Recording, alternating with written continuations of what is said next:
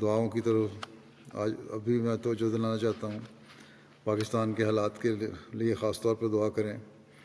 گھروں کی چار دیواری میں بھی اب تو محفوظ نہیں ہے، اپنی جگہوں پہ بھی محفوظ نہیں ہے۔ ہر جگہ جہاں مولوی کہتا ہے پولیس والے پہنچ جاتے ہیں۔ بعض شریف پولیس والے ایسے بھی ہیں جو کہتے ہیں ہماری ہمدردیاں آپ کے ساتھ ہیں، لیکن ہم کیا کریں کہ ہمیں پریشر اتنا پڑتا ہے کہ ہمارے افسران جو کہتے ہیں پھر ہمیں کرنا پڑتا ہے۔ تو اللہ تعالیٰ ایسے بد فطرت افسران سے بھی ہماری جان چھڑائے، ملک کی جان چھڑائے، اور ہر احمدی کو آزادی سے اور محفوظ طریقے پر اپنے وطن میں رہنے کی توفیق عطا فرمائے۔ خاص طور پر دعائیں کرتے رہیں۔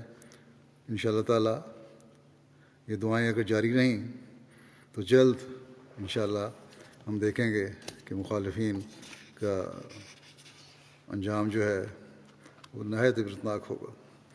اللہ تعالی ہمیں دعاؤں کو بھی توفیق دے اور انہیں قبول بھی فرمائے۔